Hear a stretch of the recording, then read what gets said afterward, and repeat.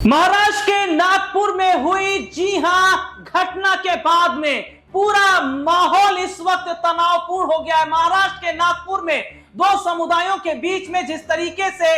हिंसक झड़प हुई और उसके बाद पूरा जो मामला है यह तनावपूर्ण बन गया। आगजनी हुई, पत्थरबाजी हुई, जमकर दुकानों को तोड़ा फोड़ा गया, लूटपाट मचाई गई और इस पूरे मामले पर अब राजनीति शुरू हो गई है। और नगीना से सांसद चंद्रशेखर आजाद रावण ने इस पूरे मामले में भारतीय जनता पार्टी को घेरा है। नगीना से सांसद जी हां चंद्रशेखर आजाद रावण का एक बयान सामने आया जिसमें उन्होंने कहा कि दुनिया अंतरिक्ष में जा रही है और भारतीय जनता पार्टी 2 गज जमीन के नीचे जा रही है। उन्होंने कहा कि जिस तरीके से भाईचारे और सौहार्द को बिगाड़ने की कोशिश भारतीय जनता पार्टी कर रही थी, उन्हें अंदेशा था कि इस तरीके की घटना हो सकती है। हालांकि अपने दर्शकों को बता दें, चंद्रशेखर आजाद रावण ने कहा कि भारतीय जनता पार्टी का मकसद ही यही है कि समुदायों के बीच में आपसी लड़ाई करवाई जाए। उन्होंने सीधे तौर पर कहा कि इस पूरे मामले में भारतीय जनता पार्टी का ही रोल है,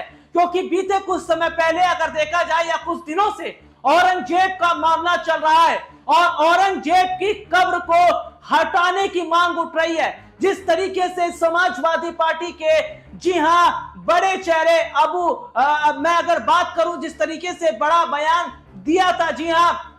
अबू आजमी ने, उसके बाद में यह देखा जा रहा है कि किस तरीके से यहां पर मुश्किलें जो हैं अब वे बढ़ती तो चली गई, लेकिन जो नागपुर में घटना हुई है, इस घटना पर चंद्रशेखर आजाद रावण ने जहां यह कहा कि यह भारतीय जनता पार्टी की ही साजिश है, यह भारतीय जनता पार्टी का ही एक खेल है, तो वहीं बसपा सुप्रीमो मायावती ने भी अपने एक्स हैंडल पर जी हां ट्वीट करते हुए लिखा था, किसी भी मजार को हटाना या किसी की कब्र को हटाना ये ठीक नहीं है, इससे आपसी भाईचारा खराब होगा। लेकिन ऐसे में देखा जा रहा है चंद्रशेखर आजाद रावण ने कहा कि जो भी दोषी है उससे बख्शा नहीं जाना चाहिए और जो भी दंगाई हैं उनसे वसूलना चाहिए जो उन्होंने दंगे में लोगों का नुकसान पहुंचाया। लेकिन उन्होंने सीधे तौर पर कहा कि भारतीय जनता पार्टी ने जिस तरीके से अब माहौल को बनाना शुरू कर दिया है, आने वाले वक्त में देश के हालात खराब होते नजर आएंगे। इतना ही नहीं, चंद्रशेखर आजाद रावण ने जहां इस पूरे मामले में सीएम देवेंद्र फडणवीस से इस्तीफे की मांग की है,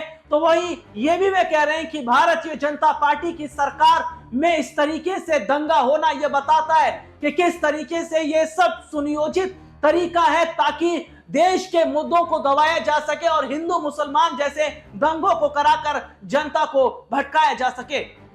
इस मुद्दे पर आपकी क्या राय है, कमेंट करके जरूर बताएं। फिलहाल आज की इस खबर में तहीं आपसे फिर दोबारा मुलाकात होगी, तब तक के लिए इजाजत दीजिए। नमस्कार।